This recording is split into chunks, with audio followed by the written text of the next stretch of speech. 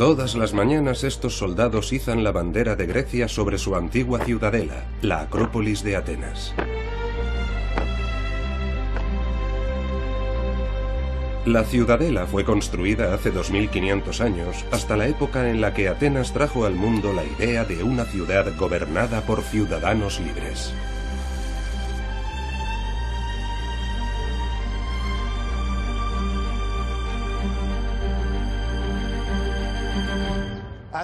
Atenas es una de las ciudades más bonitas del mundo.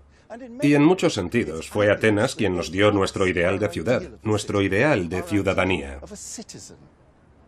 Nosotros vivimos en un mundo moderno, lleno de grandes ciudades. La Atenas moderna es mucho más grande de lo que fue la Atenas de la antigüedad. Aún así, la Atenas de la antigüedad fue un logro extraordinario. No era un lugar en el que sus habitantes vivieran en torno al palacio de un rey, sino la sede de un gobierno abierto. Todos los aspectos de la vida diaria, desde la defensa hasta la recogida de basura, estaban gobernados por sus ciudadanos. Básicamente, ese sistema definía una forma de vida.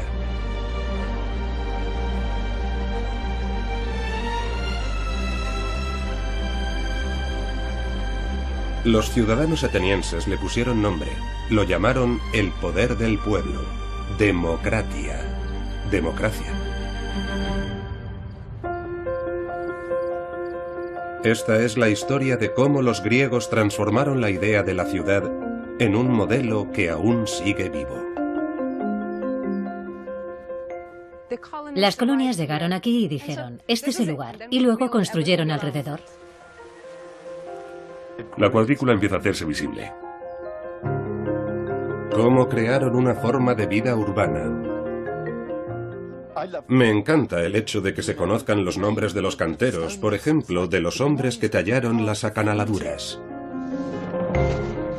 La primera constitución que fijó los derechos de sus ciudadanos que construyeron una ciudad que se convertiría en la envidia del mundo.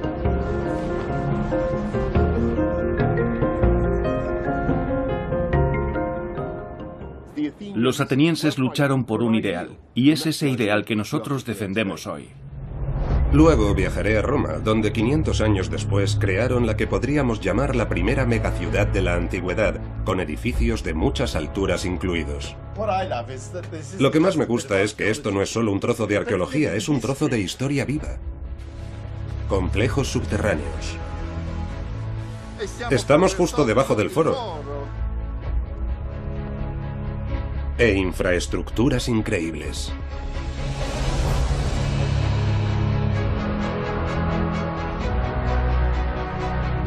La construcción de la ciudad antigua, Atenas y Roma.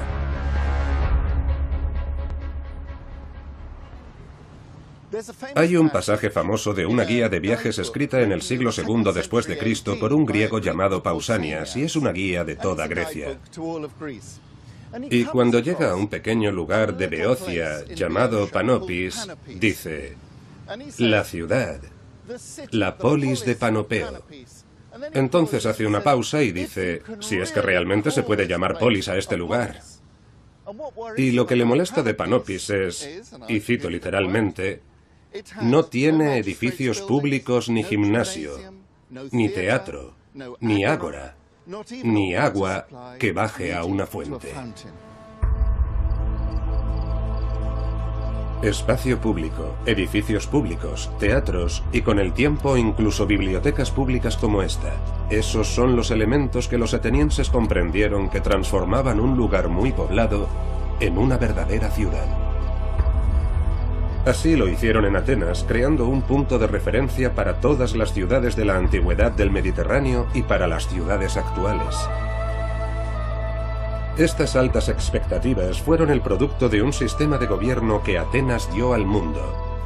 Un gobierno del pueblo, por el pueblo, para el pueblo.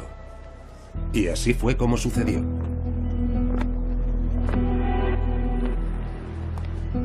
Mucha gente piensa que la Carta Magna de Inglaterra de 1215 es la primera constitución. Pero el documento que voy a mostrarles data del siglo VI a.C., de casi 2000 años antes. La Athenion Politeia fue escrita por el gran pensador griego Aristóteles, y a diferencia de la Carta Magna, este documento nunca había sido filmado antes. Adelante. ¿Es aquí? Vaya, ¿no es fantástico? Lo he visto en fotos muchas veces, pero es la primera vez que veo esto en persona. Es un papiro que, bueno, tiene 2000 años, y es la única copia que ha sobrevivido de la Constitución de Atenas de Aristóteles. Fue descubierta en 1890. Llegó al Museo Británico y un jovencísimo Frederick Kenyon, tenía 27 años, se puso a descifrarlo. Este griego es increíblemente difícil de leer. Esto solo es un fragmento, la mitad del papiro. El papiro completo llegaría hasta aquí. En total mide 2 metros. Y había 4 rollos como este. Este fragmento es el inicio, donde Aristóteles escribe el primer capítulo, que trata sobre la reforma de Solón. Aquí, por ejemplo, aparece Solón. Solón. Los atenienses consideraban a Solón como el fundador de su democracia. Ellos lo eligieron como su legislador y le invitaron a escribir un nuevo código legal para rescatar a Atenas de los encarnizados conflictos internos entre ricos y pobres. Este documento fue al menos tan importante para los atenienses como lo es para nosotros la Carta Magna, pero su constitución era mucho más avanzada que la nuestra.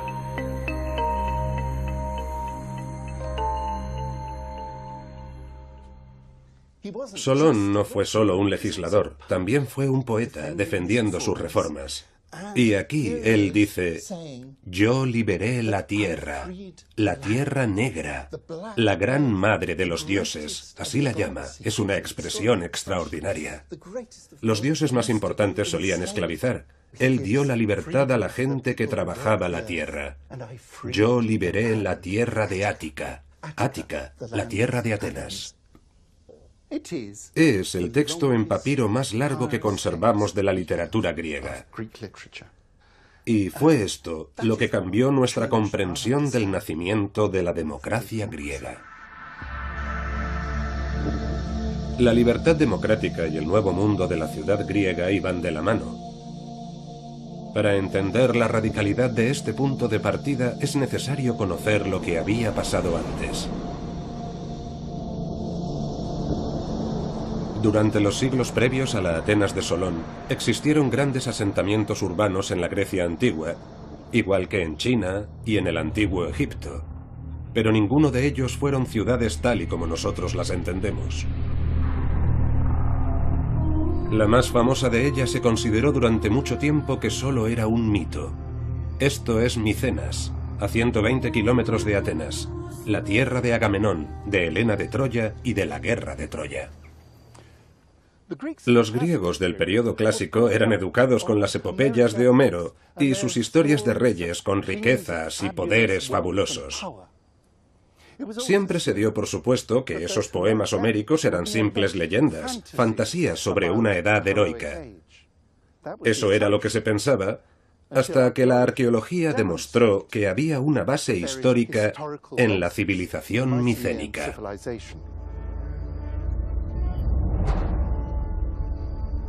Esto para el mundo de hace 3500 años era un gran centro urbano. Aquí había casas suficientes para alojar a un número relevante de personas. Pero esto era la fortaleza amurallada de un solo gobernante, no una comunidad de ciudadanía. Eso no significa que no fuera avanzado. Sus enormes muros, construidos en lo más alto de la montaña, eran tan grandes que más tarde los griegos pensarían que habían sido levantados por los monstruos de un solo ojo que Ulises hizo famosos, los cíclopes. De hecho, es un verdadero hito de la arquitectura.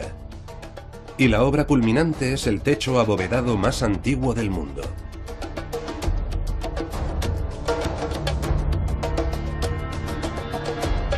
Sin embargo, le faltaban algunos de los ingredientes clave que más tarde se asociaron con ciudades como Atenas. No existían las instalaciones públicas, ni un espacio público ni edificios públicos.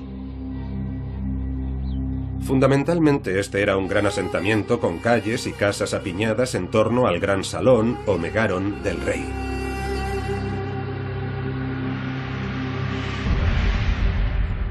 En torno al año 1000 a.C., Micenas y otras ciudades-palacio desaparecieron. Poco a poco empezaría a desarrollarse un nuevo tipo de asentamiento griego. Durante los siglos IX y VIII a.C., los griegos comienzan a experimentar con comunidades gobernadas por los propios ciudadanos. Este modelo se conoció como la polis.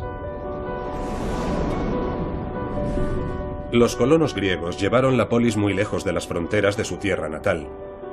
Como empezaban desde cero cuando construían sus colonias, podían permitirse ser aún más audaces incluso en su forma de pensar. Se convirtió en un experimento espectacular en la construcción de ciudades.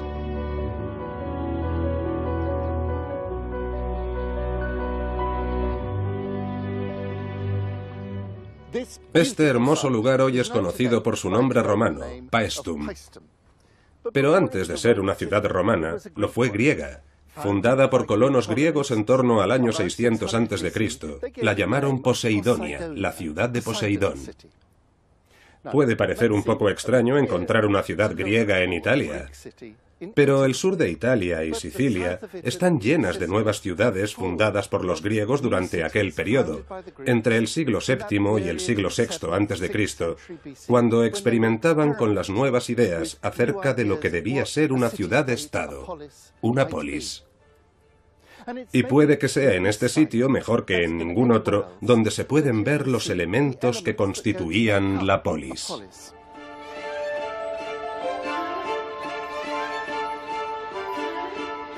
Para conocer qué es lo que era tan revolucionario en la forma en la que este lugar fue planificado, me acompaña mi colega de Cambridge, Tiziana D'Angelo. Tiziana, ¿puedes darme una idea de cómo de formal era crear una nueva colonia griega? ¿Una nueva ciudad griega? Bien, era un proceso gradual. Pero los colonos llegaban aquí y tenían una idea muy clara de lo que necesitaban para construir su ciudad. Y tenían un conjunto de prioridades, de forma que empezaban por su principal prioridad, que era el espacio público. Conocida por los griegos como el ágora, este fue el salto de la imaginación que más que ninguna otra cosa diferenciaba a los nuevos asentamientos griegos de Micenas. En el corazón de la Acrópolis no estaba el palacio del rey, sino un espacio abierto para que los ciudadanos se reunieran. Ahora estamos entrando en la zona sur del ágora, y el ágora era enorme, se extendía por una superficie de 10 hectáreas. Vaya, así que no es solo esto. 10 hectáreas es algo absolutamente gigantesco. El espacio público era realmente importante para la ciudad.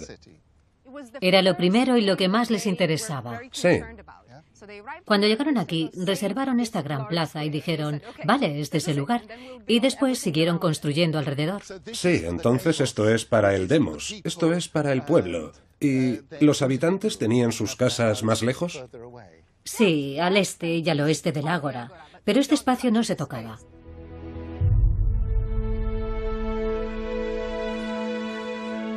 En total, el espacio público aquí, incluidos los santuarios, equivalía a casi 8 campos de fútbol, es decir, un cuarto de la superficie total de la ciudad.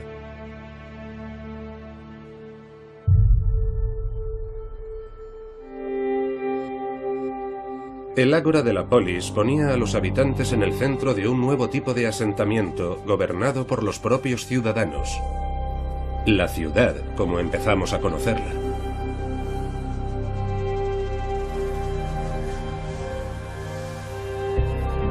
Era aquí donde los ciudadanos, los politi, se reunían para intercambiar bienes e ideas, para comprar y vender y también para simplemente hablar entre ellos. Ágora procede de la palabra griega agoriouo, que significa hablar. La idea de un espacio público como un lugar para conversar puede parecer inofensiva, pero de la conversación surge la discusión política, y de la discusión política nace la política. El ágora y la idea de la política que apareció con ella se hizo tan popular en el continente helénico como lo había sido en colonias como las de Poseidonia o Paestum. En el 900 a.C. no había ni una sola polis en Grecia. En el año 600 a.C. había centenares. En la época en la que se fundó Paestum, Atenas solo era una polis más de Grecia central, pero se desarrollaba muy deprisa. Pero sobre todo su ágora empezó a evolucionar no solo en tamaño, sino también en su papel. Poco después del año 600 a.C., la política en el ágora vivió una revolución. El agente del cambio fue la reforma del gobierno de Solón, descrita por Aristóteles. Su mayor revolución, su Seisacteia, lo cambiará todo. Aquí Solón habla de cómo liberó al pueblo de Ática. Él los libera de la vergonzosa esclavitud, dulien aeikea, y los convierte en ciudadanos libres. Las leyes dicen que nadie que haya nacido en Ática puede ser convertido en esclavo. Se acabó la esclavitud por deudas. Y la Constitución les otorga derechos políticos. Al pueblo yo otorgo el privilegio. Y sin eso, la democracia no existe. En el año 594 a.C., Solón legisló el instrumento para crear la libertad y la democracia. Solón les dio una eclesia, una asamblea, en la que tenían que votar y donde tenían libertad para hablar. Esa libertad de expresión es fundamental para la democracia. Las reformas de Solón no eran perfectas, excluían a las mujeres y a los esclavos extranjeros de la ciudadanía. Pero los griegos introdujeron la idea del gobierno del pueblo, que llegó a su apogeo en el siglo V en Atenas, cuando los ciudadanos varones votaban prácticamente todas las decisiones. Las decisiones se discutían a la vista de la Acrópolis, en el corazón de la democracia ateniense, en la colina de Pnyx. Uno de los que mejor conocen cómo funcionaba este lugar es mi viejo amigo John Papadopoulos, que lo ha estudiado durante 30 años. Tenemos una vista magnífica de la Acrópolis desde aquí, ¿verdad? Y supongo que ahí abajo estaba el Ágora, el lugar donde la democracia se ejercía, y aún así, este es un sitio más importante para la democracia, ¿verdad? Este es un lugar icónico. Aquí es donde se reunía la asamblea de ciudadanos varones que constituía la democracia ateniense. Aquí es donde se reunían y donde se tomaban todas las decisiones. Y eso que hay ahí era la plataforma de los oradores. Y es muy importante. Ahí es donde se colocaban los oradores. Y para conseguir que tu voz se oyera, tenías que gritar ante un aforo de un mínimo de 6.000 ciudadanos. 6.000 es un número enorme. Todo este espacio se llenaba, ¿verdad? Y enviaban a gente al ágora con cuerdas para, literalmente, arrastrarlos con ellas. Las cuerdas estaban teñidas de rojo para multar a aquellos a los que habían tenido que obligar a acudir a la reunión. Así que este lugar estaba completamente lleno. Por definición tenía que haber un montón de gente pobre. No podías ignorar la voluntad de la gente más pobre de la sociedad.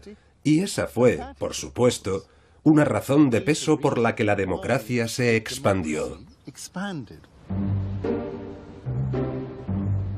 Con el tiempo no se expandiría solo en Atenas, sino por todo el mundo.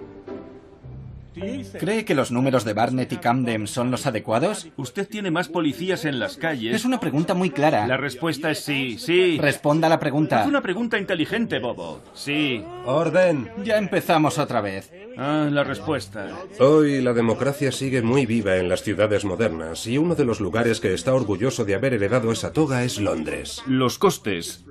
¿Sí o no? ¿Dijo que sería gratis? Le ruego que suba al teleférico y que se quede allí. Ya he subido al teleférico, señor alcalde. Es un sistema en el que los políticos tienen que estar a las duras y a las maduras. El gran campeón de la antigua Atenas en esta capital, Boris Johnson, no es una excepción. Pero los atenienses en comparación habrían considerado aburrida esta versión de la democracia. Los ciudadanos delegaban poco en sus políticos y tenían derecho a hacer algo más que simplemente votarlos para el cargo.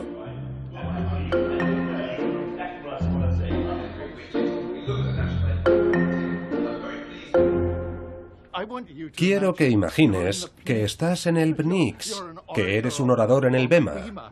Sí. Y no tienes un micro en absoluto. Lo sé, no habría sido... ¿Cómo habría sido? Habría sido muy difícil y, por supuesto, los atenienses tenían el enorme placer de poder, cuando estaban hartos de alguien, de poder condenarlo al ostracismo. Por supuesto. ¿Imaginas el impacto? Tú, una persona humilde de Atenas, nunca ibas a ser uno de esos tipos, pero podías enviarlos a Bulgaria o a donde fuera durante mucho tiempo. Y eso debió ser algo increíblemente poderoso, deberíamos recuperarlo. No voy a decir nada, ningún comentario. Pero nada de todo esto era una broma para los antiguos atenienses. No solo tenían derecho a expulsar a aquellos que amenazaban su democracia.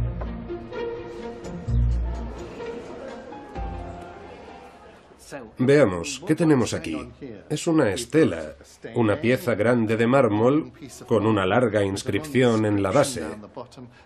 Y encima, una mujer coronando a un hombre sentado. Bien, es una celebración de la democracia. Lo que vemos aquí es una mujer, que es la personificación de la democracia, coronando a un hombre sentado, que es la representación del demos, del pueblo. Así que tenemos la historia, tanto en una imagen como escrita. Esta larga inscripción dice que si alguien intentara derribar la democracia, cualquiera podría asesinarlo, que podría asesinarlo impunemente y que no sería perseguido por ello. Atenas protegía su condición democrática con orgullo. Incluso en la Atenas actual aún puedes encontrar pistas de cómo un gobierno visionario, creado por los antiguos atenienses, tomó la iniciativa frente a sus rivales. Calimera. ¿Cómo está? Buenos días, ¿qué tal? Buenos días, buenos días. Buenos días. ¿Tiene monedas antiguas? ¿Arcaica nomis? Sí tenemos, sí. Oh, fantástico. Genial. ¿Cuánto cuesta? 2 euros. ¿2 euros? Sí. Me ha hecho un hombre feliz. Tengo que decir que estoy muy satisfecho por tener mi propio mochuelo ateniense. 2 euros es un precio pequeño por esta belleza. Por supuesto no es un original del mochuelo ateniense, solo es una copia moderna, pero simbólicamente en esto residía toda la riqueza de Atenas. Los atenienses hicieron estas monedas, que siempre acuñaban con el mochuelo de Atenea, la diosa de la sabiduría, con la plata de las minas de Laurion. Y el golpe de suerte tuvo lugar un año en particular, el 493 a.C., cuando el Estado obtuvo un beneficio de 100 talentos. ¿Qué hacemos con esto? Su primera idea fue repartirlo entre los ciudadanos de Atenas. Habrían tocado a 10 dracmas por cabeza. Pero el gran político Temístocles dijo, no, invertir, invertir, invertir. Con esos 100 talentos podemos construir 100 barcos. Temístocles fue un estadista de trascendencia churchilliana para la democracia ateniense. Él comprendió que tenía que convencer a sus ciudadanos de la necesidad de construir una flota para defender tanto la democracia ateniense como sus intereses estratégicos. Igual que Churchill, Temístocles fue un gran orador. Conseguir que los votantes atenienses renunciaran a esa propina y que en vez de eso invirtieran en su poderío naval no fue una hazaña menor. El control del mar y del comercio estimuló el crecimiento de la ciudad más poblada del Mediterráneo. Esta es una réplica de un trireme o nave de guerra ateniense. Su diseño está basado en las estelas de la época. Tenía 35 metros de eslora y 3 bancos de remos. En su época era el pináculo de la tecnología naval. Con 170 remeros, un barco como este podía superar tácticamente al enemigo. Exigía un alto grado de entrenamiento y habilidad para conseguir la sincronización de todos los remeros. El barco podía virar en redondo en menos de 70 metros, es decir, en solo 2 veces la eslora del barco. Su espolón de proa era un arma letal. Como comandante honorario actual del barco, el capitán Panos, de la moderna armada griega, nos lo explica. Usaban todos los remeros durante las batallas para conseguir potencia, para embestir con el espolón a otros barcos. Entonces el espolón era una parte muy importante del barco. Era la auténtica arma de la nave, ¿no? Correcto. Y lo que buscaban era alcanzar la mayor velocidad, de forma que el espolón de bronce atravesara el otro casco. Correcto. Los remeros eran hombres libres, algo que mucha gente no sabe. Porque claro, históricamente los remeros solían ser esclavos y a menudo estaban encadenados a los remos. Era una práctica horrible y brutal. Y tenía que ser realmente desagradable remar en un barco como este. Era desagradable, pero el hecho es que esos hombres eran ciudadanos libres, no eran esclavos, y por eso daban lo mejor de sí. La flota ateniense, el futuro crecimiento de la ciudad y la libertad de sus ciudadanos quedaron así inseparablemente unidos. La inversión de los beneficios de las minas de plata de Laurion para construir una nueva flota tuvo enormes consecuencias sobre el desarrollo de Atenas. Por un lado, convirtió a Atenas en una gran potencia naval y la condujo a nuevas victorias, pero también tuvo profundas implicaciones políticas. Los hombres que tiraban de los remos eran ciudadanos atenienses, pero por encima de todo eran los ciudadanos pobres de Atenas. Y eso significaba que su voz realmente contaba en política. Ellos mismos votaban por ir a la batalla. En el año 480 a.C., Persia invadió Grecia. La capacidad de la ciudad-estado para resistir a un gran imperio iba a ser puesta a prueba.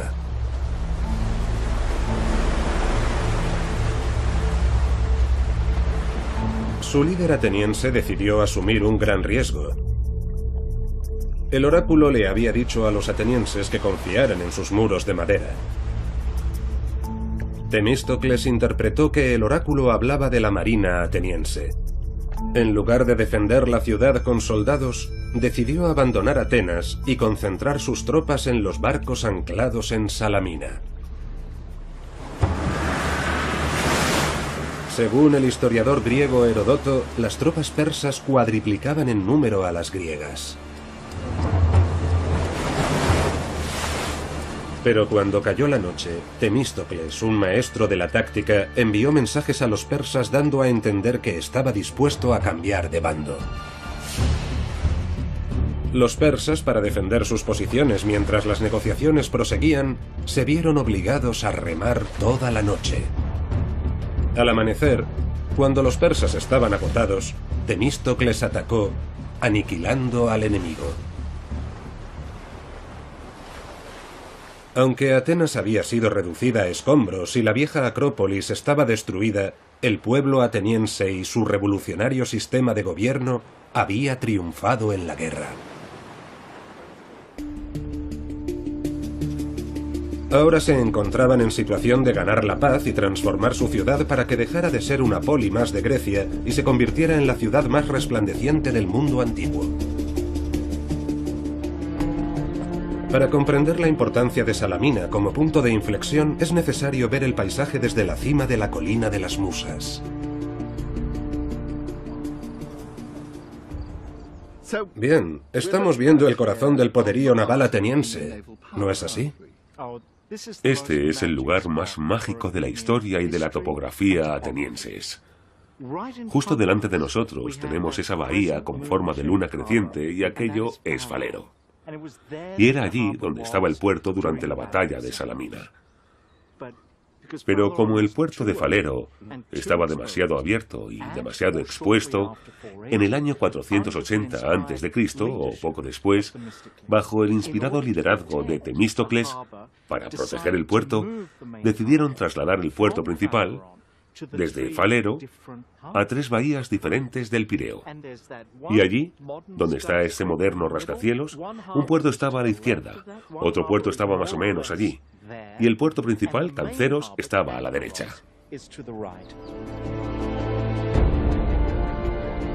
Los muros de madera de Atenas, su legendaria defensa, se vieron reforzados por los famosos muros largos, enormes fortificaciones de piedra de 20 metros de altura y 6 kilómetros de longitud. Los muros rodeaban eficazmente la ruta de Atenas a Falero y el Pireo, protegiendo la conexión con el mar y la futura grandeza de la Atenas democrática como potencia marítima. Atenas se transformó en una ciudad de dimensiones sin precedentes, dotada con un sistema de puertos que la convertían en el centro comercial del mar Egeo.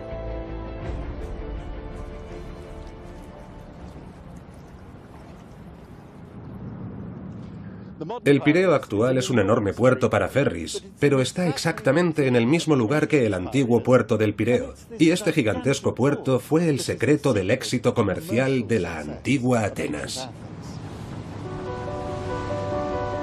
Con su libertad política conquistada con esfuerzo llegó la libertad económica. El poderío naval ateniense significaba que sus barcos eran libres para comerciar con quienes quisieran, trayendo vastas riquezas y bienes de todo el Mediterráneo y de más allá.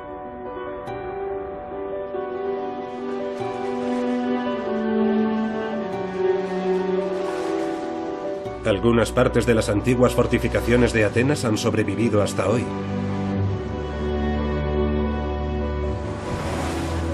Y lo que es aún más extraordinario, un equipo de arqueólogos de la Agencia Griega para la Arqueología Submarina y del Instituto Danés en Atenas ha descubierto un elemento clave de la supremacía marítima de la ciudad durante el siglo V a.C. Los cimientos del arsenal naval del puerto de Cea. Lo que tenemos aquí es una reconstrucción artística del puerto de Cea, y este es exactamente el punto en el que nos encontramos ahora. Y esta es una de las 2 torres fortificadas que podrían bloquear la entrada a la ensenada. Justo aquí y al otro lado de la ensenada. Exacto. Una de las torres estaba aquí y la otra al otro lado. Y con cadenas podían bloquear la entrada, porque no querían que nadie entrara y tuviera acceso a sus trirremes. El complejo del puerto ocupaba casi 11.000 metros cuadrados. Tenía espacio para 196 naves. Temístocles no solo invirtió en una gran armada, también convenció a los ciudadanos para que empezaran un proyecto de infraestructuras públicas que no tenía parangón en el mundo antiguo. Cuando Temístocles desarrolló esta área y creó su nuevo sistema de puertos, construyó un gran muro a su alrededor conectado con la Acrópolis. Aún se ve cómo las calles modernas siguen el trazado del muro largo. Pero Temístocles también creó un barrio residencial. Para ello, llamó a un famoso arquitecto, un tal Hipodamo de Mileto, para que diseñara ese nuevo barrio residencial para él. Hipodamo era famoso por sus ideas radicales acerca de cómo la gente debía vivir en las nuevas ciudades. En ocasiones se le ha considerado el padre de la moderna planificación urbanística. A Hipodamo le desagradaba la confusión de los viejos asentamientos de la antigüedad y quería imponer un orden nuevo en la planificación de Grecia. La suya era una visión utópica y democrática también. En la Atenas actual resulta difícil imaginar qué aspecto tenía la ciudad de Hipodamo. Sin embargo, existe un lugar en el que es posible hacerse una idea precisa. En el norte de Grecia, a 200 kilómetros de la frontera con Bulgaria, se encuentran los restos de la antigua ciudad de Olinto. Es el mejor ejemplo que ha sobrevivido de la estructura de una ciudad griega del período clásico. En el lado sur hay un asentamiento más temprano del siglo VI a.C., con grupos de casas desperdigadas aquí y allá. Después, en el año 430 a.C., se observa la escala de la revolución que tuvo lugar.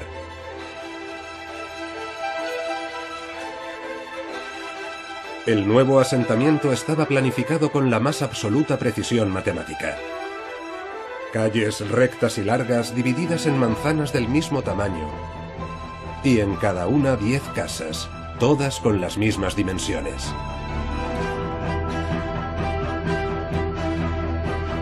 Los claros límites de la cuadrícula ayudaban a evitar las disputas entre los vecinos, porque esta era una sociedad en la que las casas del mismo tamaño simbolizaban la igualdad entre los ciudadanos.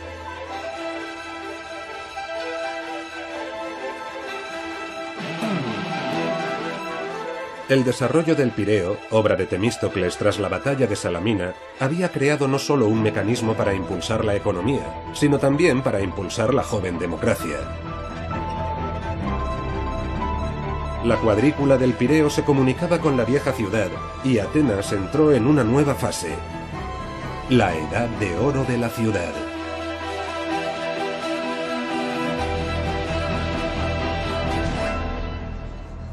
La clave del éxito fue una alianza de ciudades, todas ellas únicas y diferentes, con Atenas al timón. La victoria de Atenas sobre los persas produjo una explosión del crecimiento. Puede que los hubieran derrotado, pero los persas seguían siendo una amenaza real para los griegos. Y lo que Atenas hizo fue formar una alianza con todas las ciudades amenazadas por los persas. 2 centenares de ciudades firmaron una gran alianza naval. Los atenienses encabezaban esa alianza, pero también la establecieron de la forma más beneficiosa para ellos mismos. Los atenienses dijeron a sus aliados: bien, o traéis barcos para nuestra flota, o nos traéis dinero. Y poco a poco, a medida que llegaba el dinero, la flota fue haciéndose más grande y más fuerte, de forma que el resto de los aliados no podían hacer otra cosa que seguir pagando un tributo a Atenas. En el año 460 a.C., los persas habían sido expulsados del Egeo y no quedaba ni una sola ciudad griega amenazada por los persas. Y desde ese momento, para los atenienses fue menos importante que su flota creciera y encontraron otras formas de gastar su dinero. La ciudad de Atenas floreció gracias a su victoria naval y a su poderío marítimo. Casi inmediatamente comenzaron a edificar, y la Acrópolis se construyó con los beneficios procedentes de su gran alianza naval.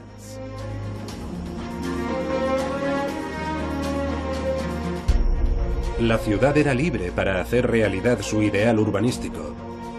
Y en el año 440 a.C., bajo un nuevo y enérgico líder, Pericles, dio comienzo este espléndido y ambicioso plan constructivo. Aunque había nacido en una familia aristocrática, Pericles fue un populista, y bajo su gobierno conduciría a la democracia ateniense en una dirección aún más radical. Bajo su liderazgo no solo permitió que los pobres formaran parte de los jurados, también se les pagaba generosamente por hacerlo. Incluso creó subsidios para permitirles asistir al teatro.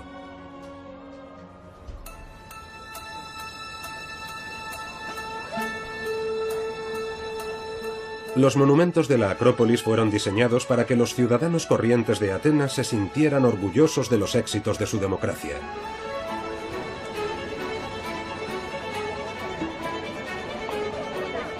Aunque el Partenón es el más famoso de esos edificios, si miramos con más atención, podemos descubrir una de las pistas que los propios atenienses de la antigüedad nos dejaron sobre lo que pensaban que había hecho grande su ciudad.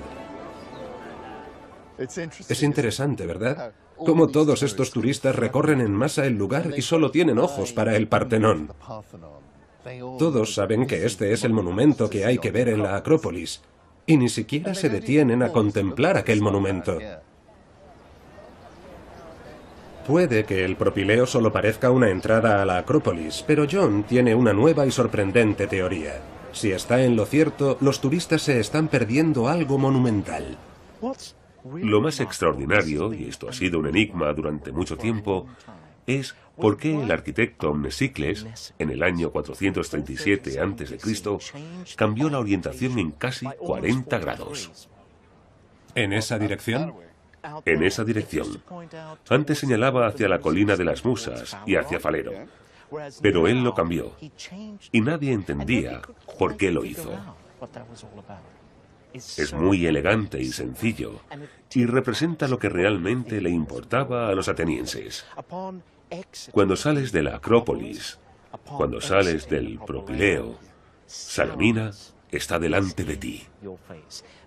Mesícles capturó para la eternidad el hecho crucial que definió a Atenas.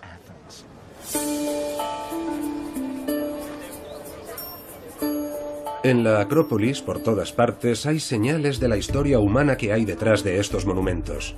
Todas revelan el espíritu abierto que convertiría a Atenas en el centro del mundo mediterráneo. Por supuesto, están los grandes nombres implicados en la construcción de estos templos maravillosos. Gente como Fidias o Mnesicles. Ellos eran, probablemente, ciudadanos atenienses. Pero, ¿y los trabajadores que hicieron el trabajo más menudo? Bien, de hecho, eso es muy interesante. Porque tenemos inscripciones con una lista de todos los trabajadores que participaron y lo que hicieron exactamente.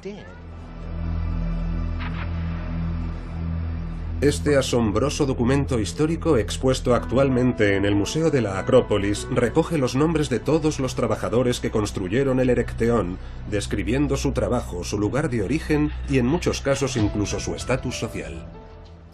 Me encanta que conozcamos el nombre de los carpinteros que trabajaban aquí, de los canteros.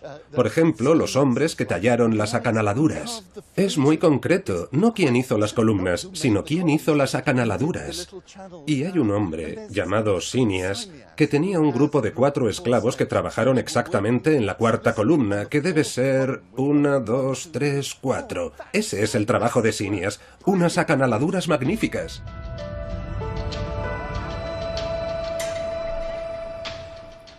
Mira el Erecteón, uno de los grandes edificios de la antigua Atenas. De sus 86 trabajadores y escultores que hemos identificado, 40 eran metecos, extranjeros residentes.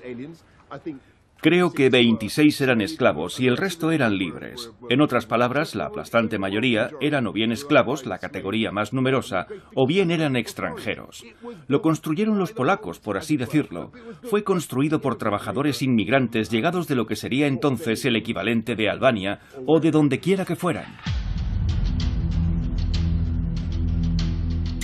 Lo que el Erecteón documenta es la disposición a dar la bienvenida a la energía y el talento siempre que pudiera convertirse en un beneficio para toda la ciudad. Era una apertura que iba de la mano con la democracia.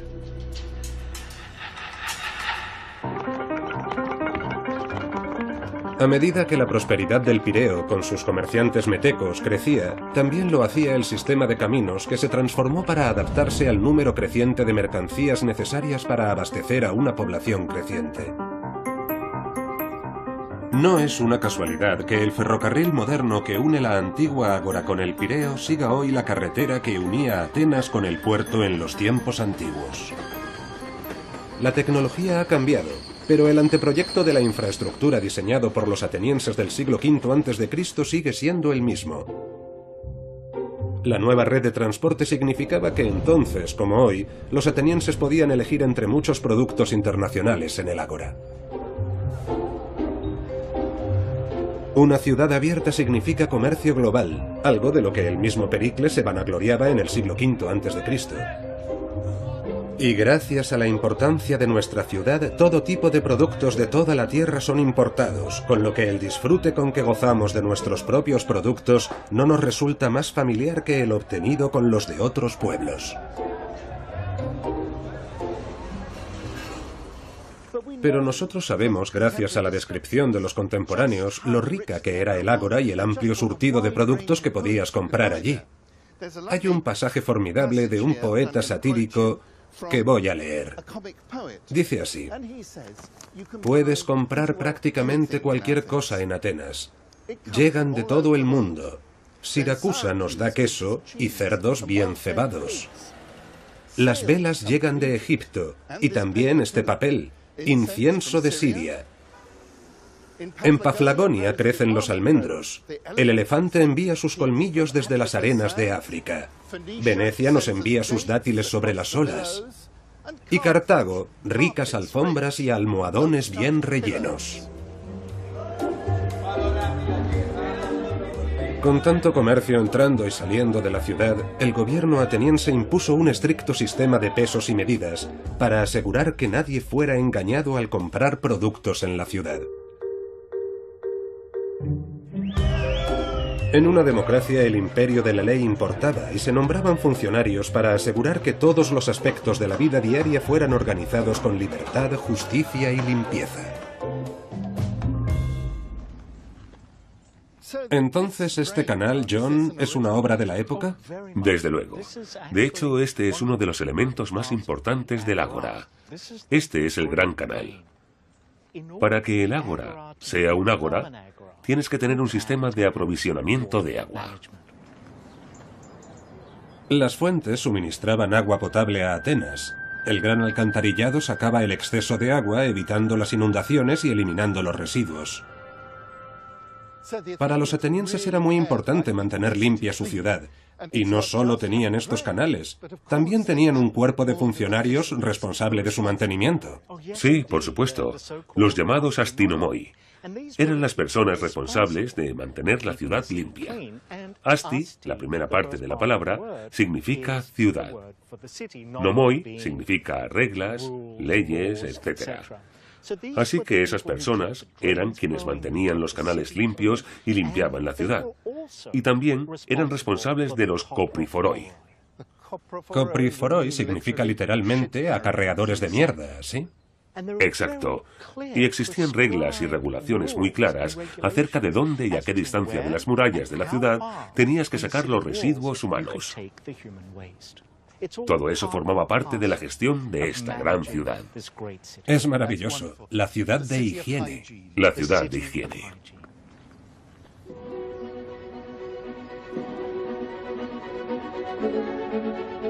El gobierno democrático de Atenas había hecho mucho más que crear las instituciones que podían hacer funcionar una gran ciudad. Había establecido el punto de referencia de lo que debía ser una polis griega.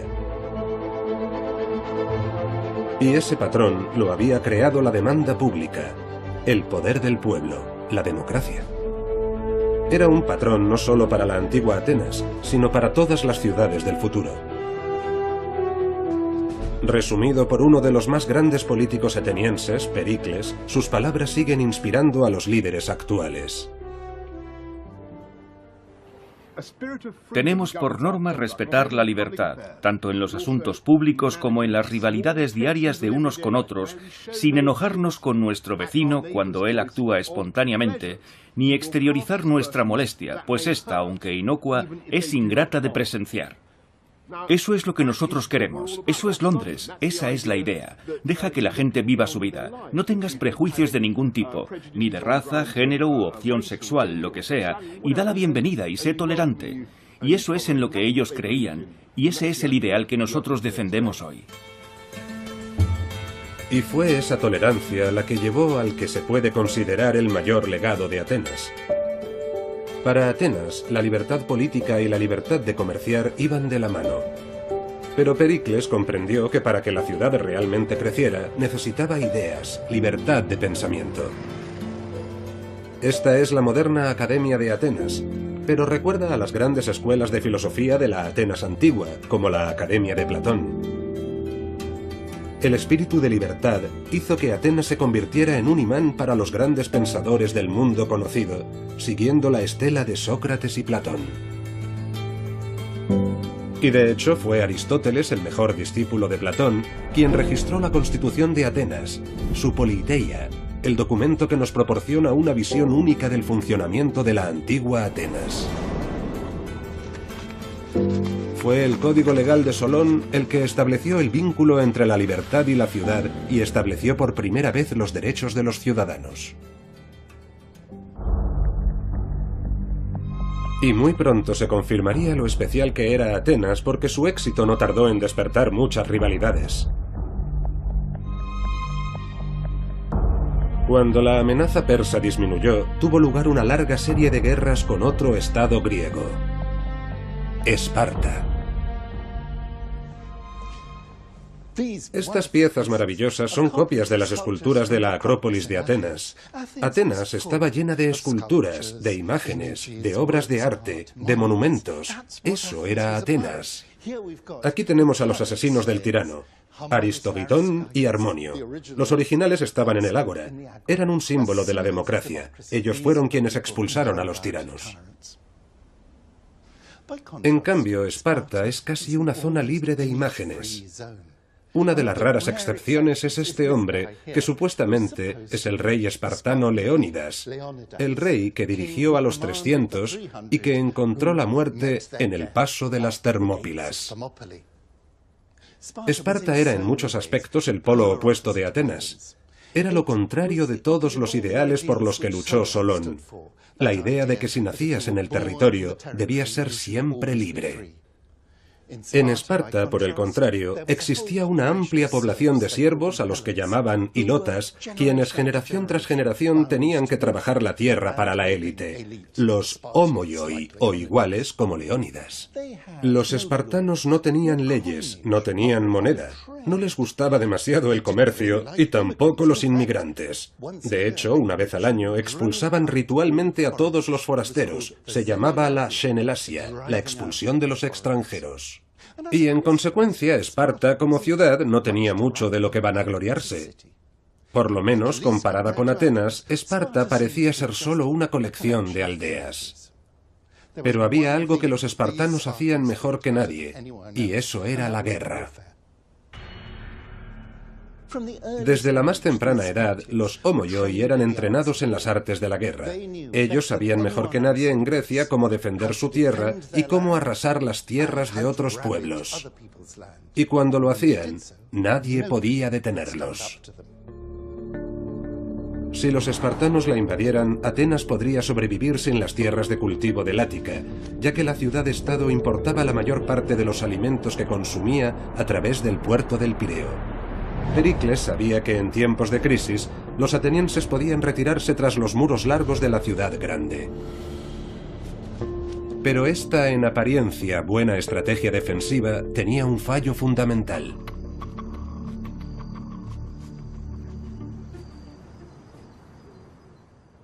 Kerameikos es el cementerio más grande de la vieja Atenas, y fue cerca de aquí cuando excavaban una nueva línea de metro, justo ahí detrás, donde hicieron un descubrimiento extraordinario. Entre las tumbas individuales había un foso enorme, repleto de esqueletos tirados y amontonados sin ninguna ceremonia, más de un centenar. Todos debieron ser víctimas de una gran plaga. La gran plaga de Atenas fue el gran fallo en la estrategia de Pericles. Pericles creía que podía sobrevivir a la invasión espartana reuniendo a toda la población en el interior de las murallas largas. De hecho, fue una estrategia eficaz, pero tenía un gran fallo. Y el fallo fue que si reúnes a mucha gente en un mismo espacio, la enfermedad se propaga fácilmente. Estalló una epidemia terrible, y la conocemos con bastante detalle porque el historiador Tucídides fue una de sus víctimas, y él nos cuenta con precisión clínica cómo fue la plaga. El doctor Manolis Papagrigorakis ha analizado nuevas evidencias sobre cómo murieron las víctimas. Manolis Papagrigorakis ha venido con uno de los esqueletos que está estudiando. Este es el cráneo de una niña. De 11 años. ¿Está seguro de que fue víctima de la plaga? Sí. ¿Cómo lo sabe? Hemos hecho análisis de ADN de la pulpa dentaria, de los esqueletos que encontramos en el foso. Los análisis de 3 dientes diferentes, pertenecientes a 3 esqueletos diferentes, demuestran que la causa fue la bacteria Salmonella enteric typhi, que produce la fiebre tifoidea. ¿Cuáles son los síntomas de la fiebre tifoidea? ¿Cómo es la muerte? El síntoma principal era la fiebre alta. Por esa razón, los enfermos iban a las fuentes de Atenas para refrescarse y hacer bajar la fiebre. Y así fue como la enfermedad se extendió por todo Atenas. Trágicamente, la baja más importante fue la del líder ateniense Pericles, que fue víctima de su propia estrategia. Fue su confianza en las fortificaciones navales de Atenas y en su sistema de suministro de agua, el orgullo de sus infraestructuras civiles, la que asestó un golpe terrible a la ciudad. Pero la idea que Pericles y la ciudad habían defendido sigue viva. Creo que la idea de libertad es algo que necesitamos defender. Nosotros en nuestra ciudad tenemos libertad de expresión, libertad de asociación, cosas que ahora se discuten, que no se aceptan en todos los sitios del mundo. Esos no son valores triviales. Están encarnados aquí, en Londres, igual que lo estuvieron en la antigua Atenas, y tenemos que defenderlos. Los valores democráticos, que fueron el distintivo de la ciudad antigua, terminaron desmoronándose. Pero al final no fueron ni los espartanos ni la Gran Plaga lo que provocaría la caída definitiva de Atenas.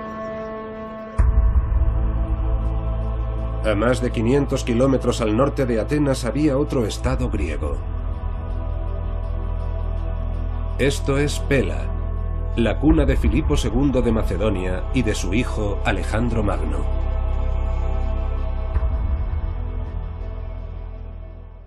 Pela era la nueva capital del reino de Macedonia que derrotó a Atenas.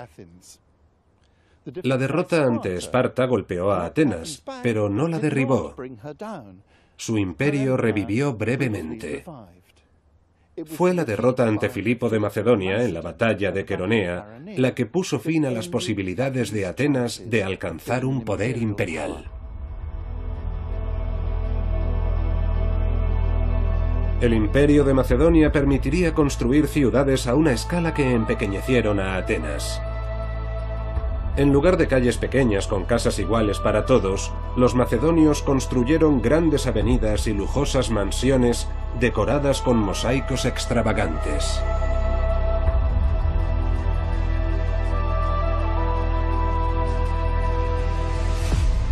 Pero en lo relativo al funcionamiento de las ciudades, siguieron el ejemplo ateniense de un espacio público, de un suministro de agua público y de edificios públicos. Al otro lado del Mediterráneo, otra ciudad observaba admirada. Aunque los atenienses habían creado un nuevo patrón para la vida urbana, se necesitaría un imperio mucho más grande para crear la primera megaciudad del mundo para los antiguos estándares. Y ese imperio surgiría de una polis que no estaba en Grecia, sino en Italia. Su nombre en griego significa fuerza, Rome, Roma.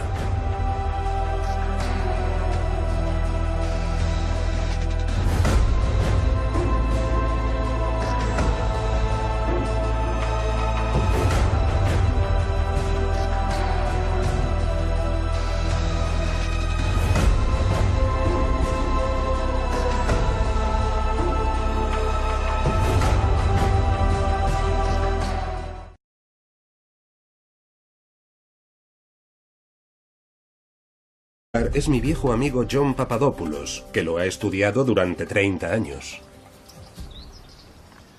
Tenemos una vista magnífica de la Acrópolis desde aquí, ¿verdad?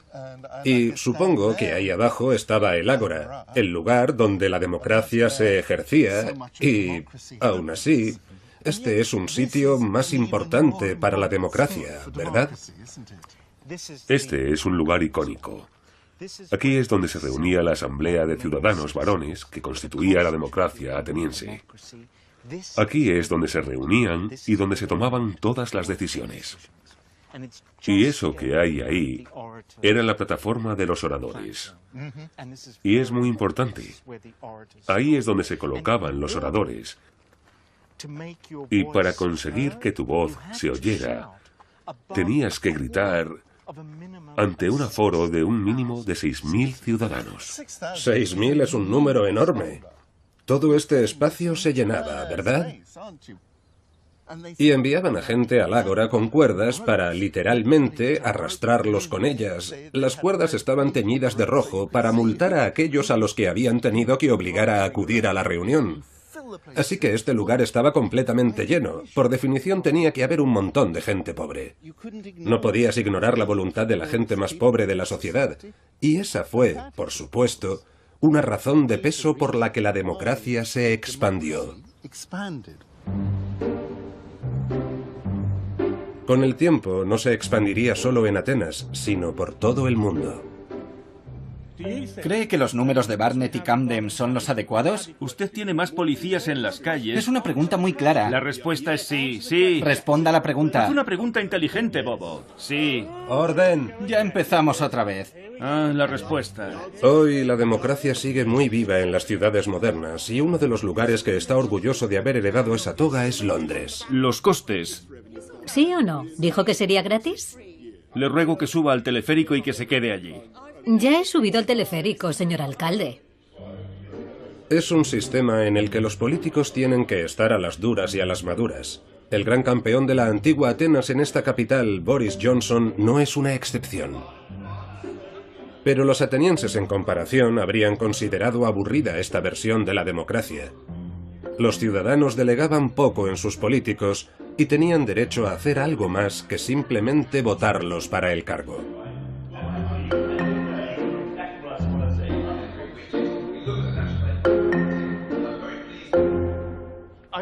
Quiero que imagines que estás en el BNIX, que eres un orador en el BEMA. Sí.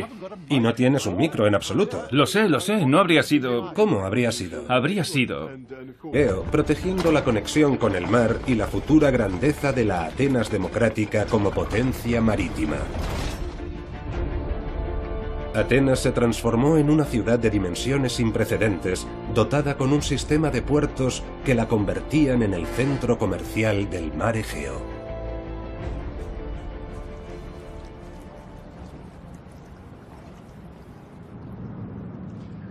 El Pireo actual es un enorme puerto para ferries, pero está exactamente en el mismo lugar que el antiguo puerto del Pireo, y este gigantesco puerto fue el secreto del éxito comercial de la antigua Atenas. Con su libertad política conquistada con esfuerzo, llegó la libertad económica. El poderío naval ateniense significaba que sus barcos eran libres para comerciar con quienes quisieran, trayendo vastas riquezas y bienes de todo el Mediterráneo y de más allá.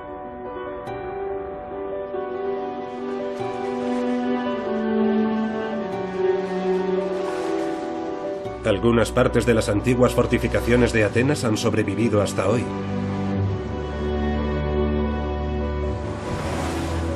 Y lo que es aún más extraordinario, un equipo de arqueólogos de la Agencia Griega para la Arqueología Submarina y del Instituto Danés en Atenas ha descubierto un elemento clave de la supremacía marítima de la ciudad durante el siglo V a.C.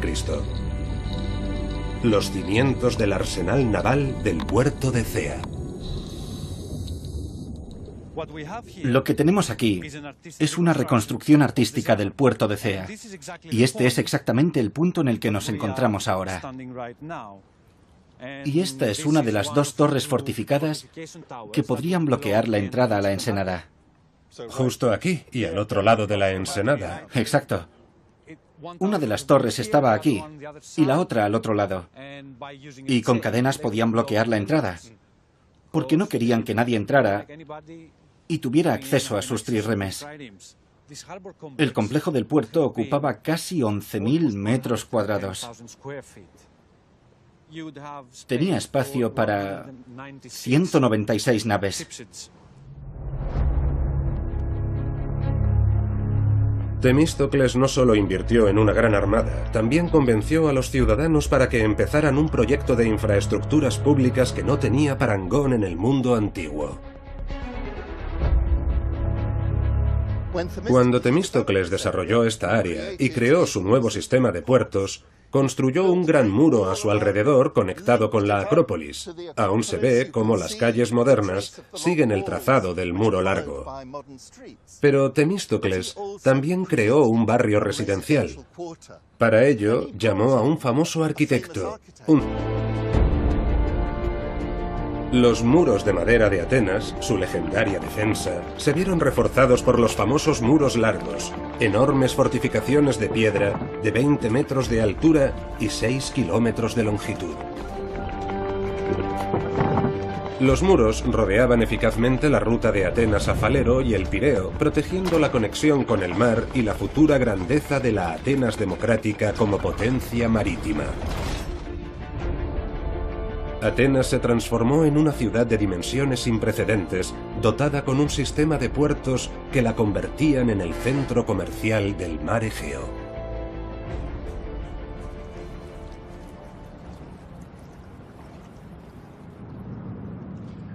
El Pireo actual es un enorme puerto para ferries, pero está exactamente en el mismo lugar que el antiguo puerto del Pireo, y este gigantesco puerto fue el secreto del éxito comercial de la antigua Atenas. Con su libertad política conquistada con esfuerzo llegó la libertad económica. El poderío naval ateniense significaba que sus barcos eran libres para comerciar con quienes quisieran, trayendo vastas riquezas y bienes de todo el Mediterráneo y de más allá.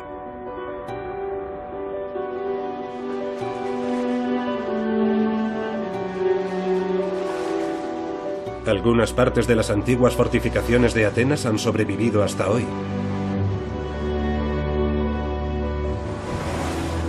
Y lo que es aún más extraordinario, un equipo de arqueólogos de la Agencia Griega para la Arqueología Submarina y del Instituto Danés en Atenas ha descubierto un elemento clave de la supremacía marítima de la ciudad durante el siglo V a.C.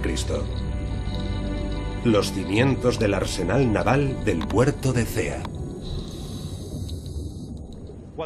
Lo que tenemos aquí es una reconstrucción artística del puerto de Cea, y este es exactamente el punto en el que nos encontramos ahora. Y esta es una de las dos torres fortificadas que podrían bloquear la entrada a la ensenada. Justo aquí y al otro lado de la ensenada. Exacto. Una de las torres estaba aquí y la otra al otro lado. Y con cadenas podían bloquear la entrada, porque no querían que nadie entrara y tuviera acceso a sus trirremes. El complejo del puerto ocupaba casi 11.000 metros cuadrados. Tenía espacio para 196 naves. Temístocles no solo invirtió en una gran armada, también convenció a los ciudadanos para que empezaran un proyecto de infraestructuras públicas que no tenía parangón en el mundo antiguo. Patrón no solo para la antigua Atenas, sino para todas las ciudades del futuro. Resumido por uno de los más grandes políticos atenienses, Pericles, sus palabras siguen inspirando a los líderes actuales. Tenemos por norma respetar la libertad, tanto en los asuntos públicos como en las rivalidades diarias de unos con otros, sin enojarnos con nuestro vecino cuando él actúa espontáneamente, ni exteriorizar nuestra molestia, pues esta, aunque inocua, es ingrata de presenciar. Eso es lo que nosotros queremos, eso es Londres, esa es la idea. Deja que la gente viva su vida, no tengas prejuicios de ningún tipo, ni de raza, género u opción sexual, lo que sea, y da la bienvenida y sé tolerante. Y eso es en lo que ellos creían, y ese es el ideal que nosotros defendemos hoy. Y fue esa tolerancia la que llevó al que se puede considerar el mayor legado de Atenas. Para Atenas, la libertad política y la libertad de comerciar iban de la mano. Pero Pericles comprendió que para que la ciudad realmente creciera, necesitaba ideas, libertad de pensamiento. Esta es la moderna Academia de Atenas, pero recuerda a las grandes escuelas de filosofía de la Atenas antigua, como la Academia de Platón. El espíritu de libertad hizo que Atenas se convirtiera en un imán para los grandes pensadores del mundo conocido, siguiendo la estela de Sócrates y Platón. Y de hecho fue Aristóteles, el mejor discípulo de Platón, quien registró la Constitución de Atenas, su Politeia, el documento que nos proporciona una visión única del funcionamiento de la antigua Atenas. Fue el Código Legal de Solón el que estableció el vínculo entre la libertad y la ciudad y estableció por primera vez los derechos de los ciudadanos. Y muy pronto se confirmaría lo especial que era Atenas porque su éxito no tardó en despertar muchas rivalidades. Cuando la amenaza persa disminuyó, tuvo lugar una larga serie de guerras con otro estado griego. Esparta. Estas piezas maravillosas son copias de las esculturas de la Acrópolis de Atenas.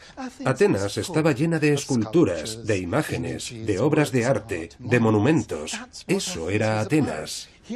Aquí tenemos a los asesinos del tirano, Aristogitón y Harmonio. Los originales estaban en el Ágora. Eran un símbolo de la democracia. Ellos fueron quienes expulsaron a los tiranos. En cambio, Esparta es casi una zona libre de imágenes.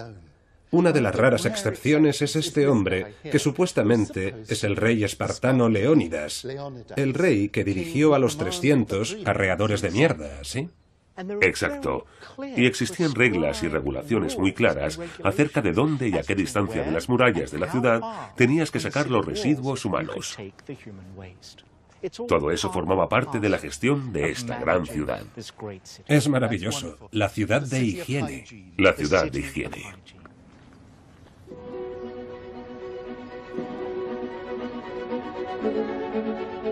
El gobierno democrático de Atenas había hecho mucho más que crear las instituciones que podían hacer funcionar una gran ciudad. Había establecido el punto de referencia de lo que debía ser una polis griega. Y ese patrón lo había creado la demanda pública, el poder del pueblo, la democracia. Era un patrón no solo para la antigua Atenas, sino para todas las ciudades del futuro. Resumido por uno de los más grandes políticos atenienses, Pericles, sus palabras siguen inspirando a los líderes actuales. Tenemos por norma respetar la libertad, tanto en los asuntos públicos como en las rivalidades diarias de unos con otros, sin enojarnos con nuestro vecino cuando él actúa espontáneamente, ni exteriorizar nuestra molestia, pues esta, aunque inocua, es ingrata de presenciar. Eso es lo que nosotros queremos. Eso es Londres. Esa es la idea. Deja que la gente viva su vida. No tengas prejuicios de ningún tipo, ni de raza, género u opción sexual, lo que sea, y da la bienvenida y sé tolerante. Y eso es en lo que ellos creían, y ese es el ideal que nosotros defendemos hoy. Y fue esa tolerancia la que llevó al que se puede considerar el mayor legado de Atenas. Para Atenas, la libertad política y la libertad de comerciar iban de la mano. Pero Pericles comprendió que para que la ciudad realmente creciera, necesitaba ideas, libertad de pensamiento. Esta es la moderna Academia de Atenas, pero recuerda a las grandes escuelas de filosofía de la Atenas antigua, como la Academia de Platón. El espíritu de libertad hizo que Atenas se convirtiera en un imán para los grandes pensadores del mundo conocido, siguiendo la estela de Sócrates y Platón. Y de hecho fue Aristóteles, el mejor discípulo de Platón, quien registró la Constitución de Atenas, su Politeia, el documento que nos proporciona una visión única del funcionamiento de la antigua Atenas. Fue el Código Legal de Solón el que estableció el vínculo entre la libertad y la ciudad y estableció por primera vez los derechos de los ciudadanos. Y muy pronto se confirmaría lo especial que era Atenas porque su éxito no tardó en despertar muchas rivalidades.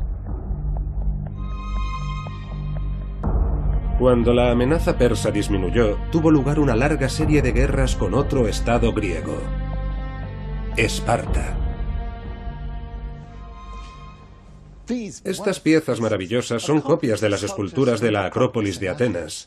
Atenas estaba llena de esculturas, de imágenes, de obras de arte, de monumentos. Eso era Atenas. Aquí tenemos a los asesinos del tirano, Aristogitón y Harmonio. Los originales estaban en el Ágora. Eran un símbolo de la democracia. Ellos fueron quienes expulsaron a los tiranos. En cambio, Esparta es casi una zona libre de imágenes. Una de las raras excepciones es este hombre, que supuestamente es el rey espartano Leónidas, el rey que dirigió a los 300 y que encontró la muerte en el paso de las Termópilas. Esparta era en muchos aspectos el polo opuesto de Atenas. Era lo contrario de todos los ideales por los que luchó Solón.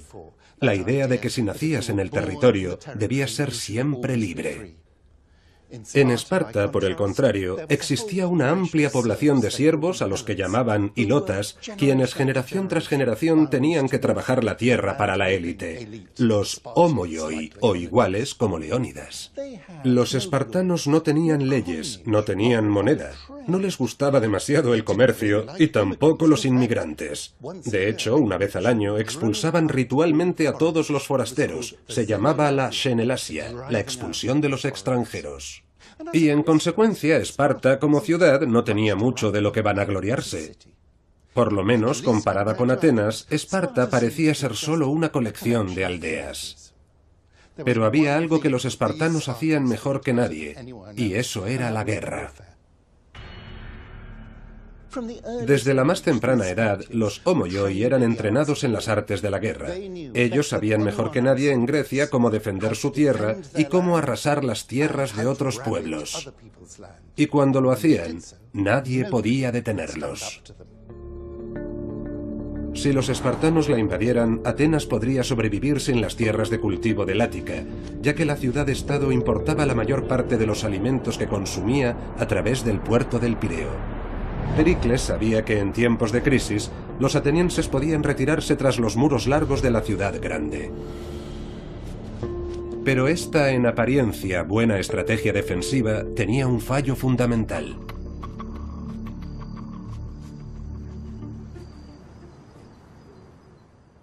Kerameikos es el cementerio más grande de la vieja Atenas, y fue cerca de aquí cuando excavaban una nueva línea de metro, justo ahí detrás, donde hicieron un descubrimiento extraordinario.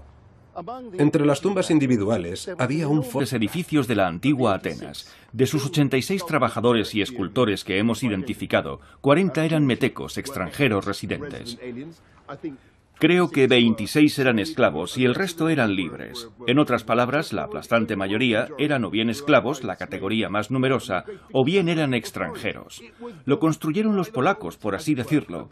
Fue construido por trabajadores inmigrantes llegados de lo que sería entonces el equivalente de Albania o de donde quiera que fueran. Lo que el Erecteón documenta es la disposición a dar la bienvenida a la energía y el talento siempre que pudiera convertirse en un beneficio para toda la ciudad. Era una apertura que iba de la mano con la democracia.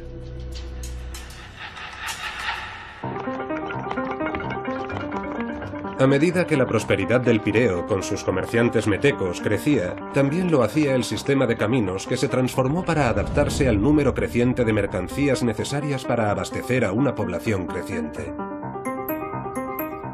No es una casualidad que el ferrocarril moderno que une la antigua ágora con el Pireo siga hoy la carretera que unía Atenas con el puerto en los tiempos antiguos.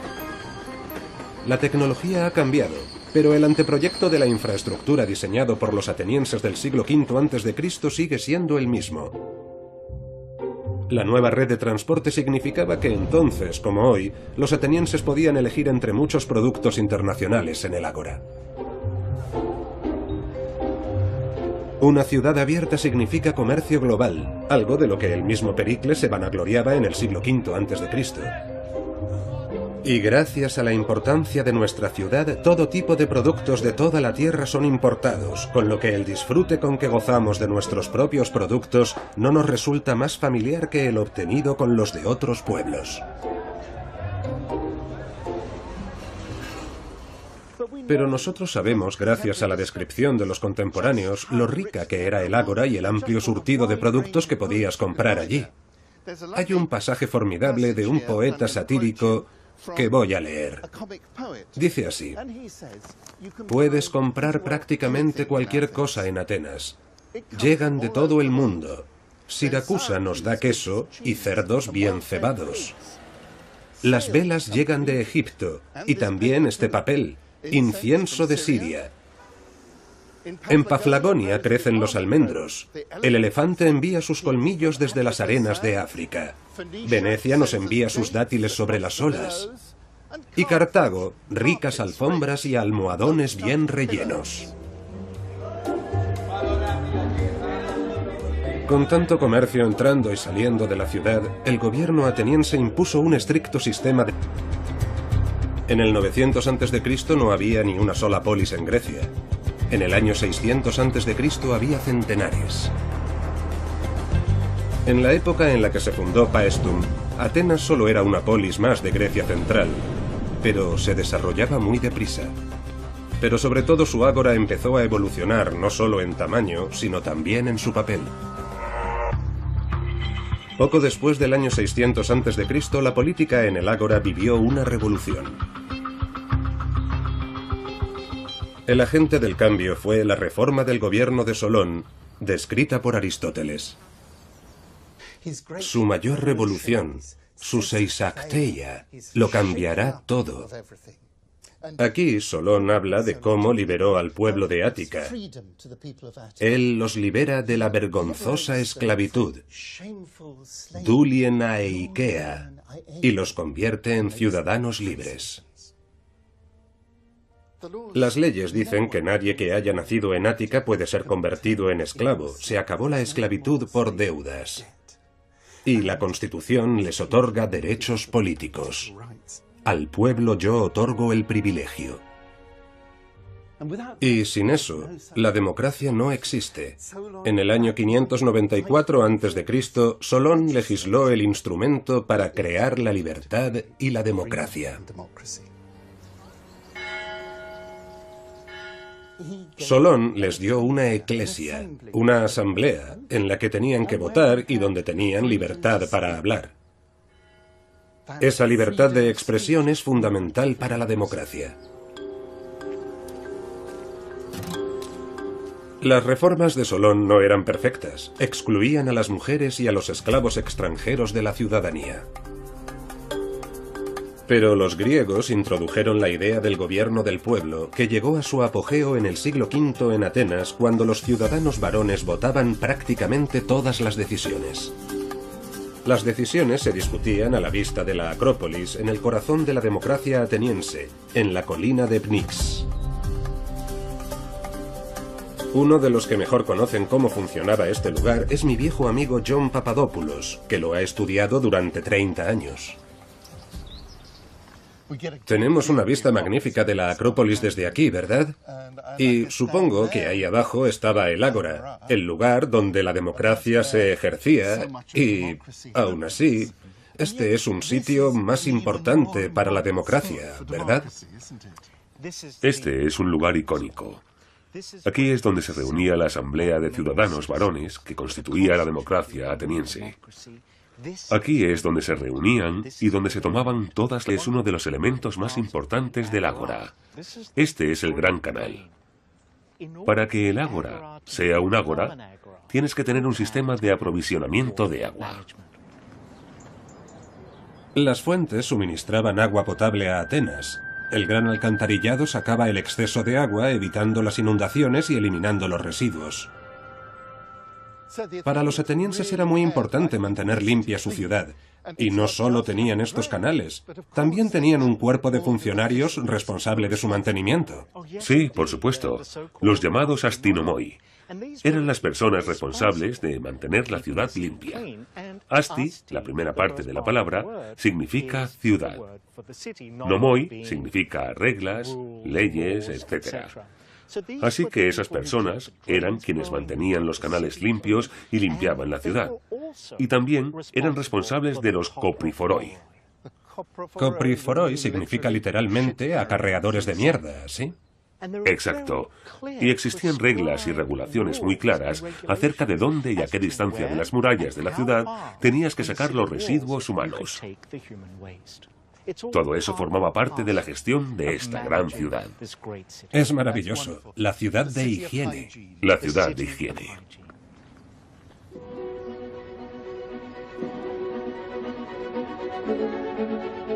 El gobierno democrático de Atenas había hecho mucho más que crear las instituciones que podían hacer funcionar una gran ciudad. Había establecido el punto de referencia de lo que debía ser una polis griega. Y ese patrón lo había creado la demanda pública, el poder del pueblo, la democracia. Era un patrón no solo para la antigua Atenas, sino para todas las ciudades del futuro. Resumido por uno de los más grandes políticos atenienses, Pericles, sus palabras siguen inspirando a los líderes actuales.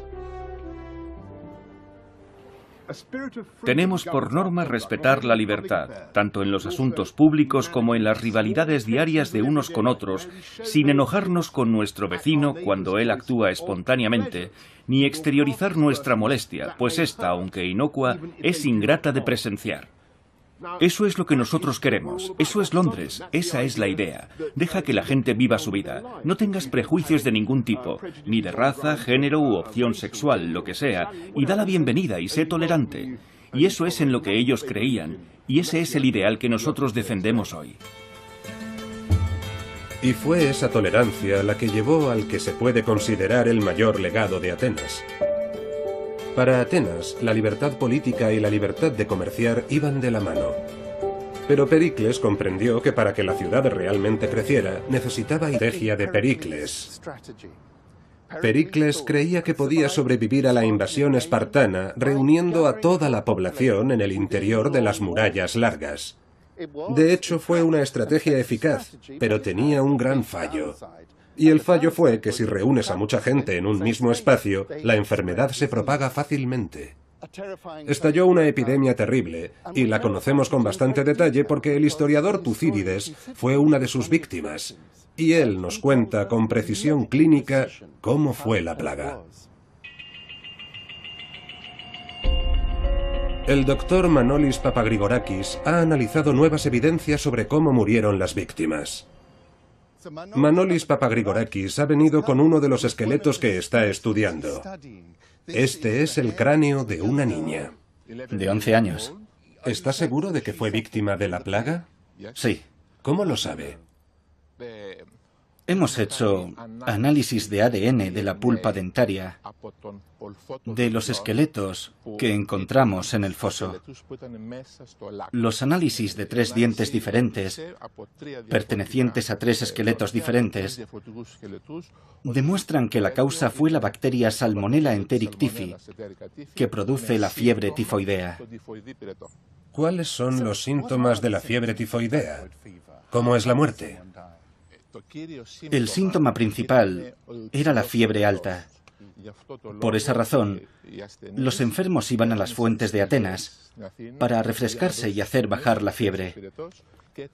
Y así fue como la enfermedad se extendió por todo Atenas. Trágicamente, la baja más importante fue la del líder ateniense Pericles, que fue víctima de su propia estrategia. Fue su confianza en las fortificaciones navales de Atenas y en su sistema de suministro de agua, el orgullo de sus infraestructuras civiles, la que asestó un golpe terrible a la ciudad. Pero la idea que Pericles y la ciudad habían defendido sigue viva.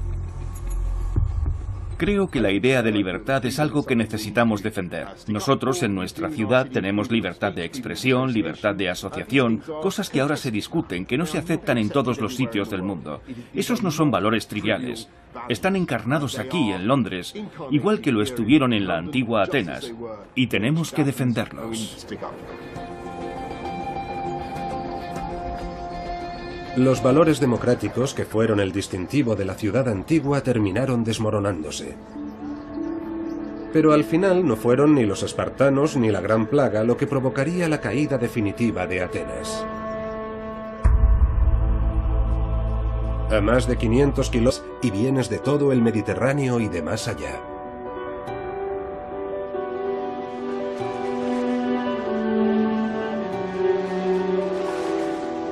Algunas partes de las antiguas fortificaciones de Atenas han sobrevivido hasta hoy.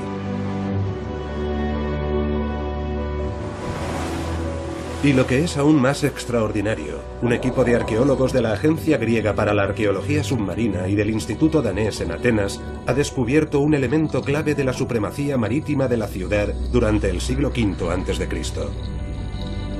Los cimientos del arsenal naval del puerto de Cea.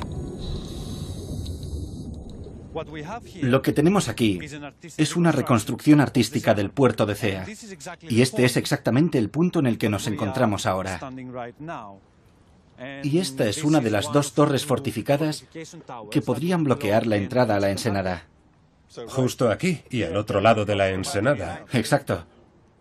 Una de las torres estaba aquí y la otra al otro lado. Y con cadenas podían bloquear la entrada, porque no querían que nadie entrara y tuviera acceso a sus trirremes. El complejo del puerto ocupaba casi 11.000 metros cuadrados. Tenía espacio para 196 naves. Temístocles no solo invirtió en una gran armada, también convenció a los ciudadanos para que empezaran un proyecto de infraestructuras públicas que no tenía parangón en el mundo antiguo. Cuando Temístocles desarrolló esta área y creó su nuevo sistema de puertos, construyó un gran muro a su alrededor conectado con la Acrópolis. Aún se ve cómo las calles modernas siguen el trazado del muro largo. Pero Temístocles también creó un barrio residencial. Para ello, llamó a un famoso arquitecto, un tal Hipodamo de Mileto, para que diseñara ese nuevo barrio residencial para él. Hipodamo era famoso por sus ideas radicales acerca de cómo la gente debía vivir en las nuevas ciudades. En ocasiones se le ha considerado el padre de la moderna planificación urbanística. A Hipodamo le desagradaba la confusión de los viejos asentamientos de la antigüedad y quería imponer un orden nuevo en la planificación de Grecia. La suya era una visión utópica y democrática también. En la Atenas actual resulta difícil imaginar qué aspecto tenía la ciudad de Hipodamo. Sin embargo, existe un lugar en el que es posible hacerse una idea precisa. En el norte de Grecia, a 200 kilómetros de la frontera con Bulgaria, se encuentran los gente arrastrarlos con ellas. Las cuerdas estaban teñidas de rojo para multar a aquellos a los que habían tenido que obligar a acudir a la reunión. Así que este lugar estaba completamente lleno. Por definición tenía que haber un montón de gente pobre. No podías ignorar la voluntad de la gente más pobre de la sociedad. Y esa fue, por supuesto, una razón de peso por la que la democracia se expandió. Con el tiempo no se expandiría solo en Atenas, sino por todo el mundo. ¿Cree que los números de Barnett y Camden son los adecuados? Usted tiene más policías en las calles. Es una pregunta muy clara. La respuesta es sí, sí. Responda a la pregunta. Es una pregunta inteligente, bobo. Sí. ¡Orden! Ya empezamos otra vez. La respuesta. Hoy la democracia sigue muy viva en las ciudades modernas y uno de los lugares que está orgulloso de haber heredado esa toga es Londres. Los costes. ¿Sí o no? ¿Dijo que sería gratis? Le ruego que suba al teleférico y que se quede allí. Ya he subido al teleférico, señor alcalde. Es un sistema en el que los políticos tienen que estar a las duras y a las maduras. El gran campeón de la antigua Atenas en esta capital, Boris Johnson, no es una excepción. Pero los atenienses en comparación habrían considerado aburrida esta versión de la democracia. Los ciudadanos delegaban poco en sus políticos y tenían derecho a hacer algo más que simplemente votarlos para el cargo.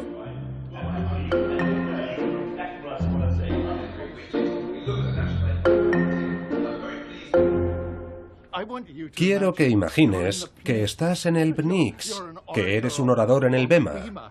Sí. Y no tienes un micro en absoluto. Lo sé, no habría sido... ¿Cómo habría sido? Habría sido muy difícil y, por supuesto, los atenienses tenían el enorme placer de poder, cuando estaban hartos de alguien, de poder condenarlo al ostracismo. Por supuesto. ¿Imaginas el impacto?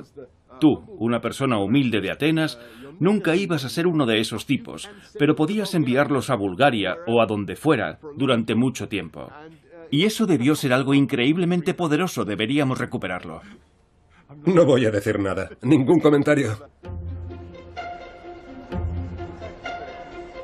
Pero nada de todo esto era una broma para los antiguos atenienses. No solo tenían derecho a expulsar a aquellos que amenazaban su democracia.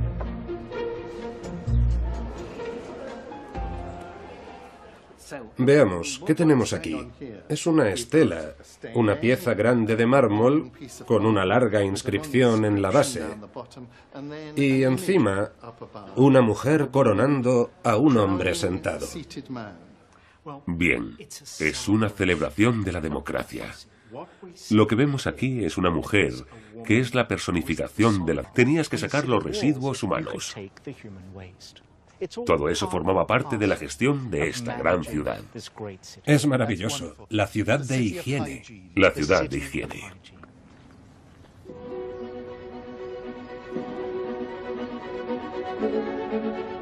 El gobierno democrático de Atenas había hecho mucho más que crear las instituciones que podían hacer funcionar una gran ciudad.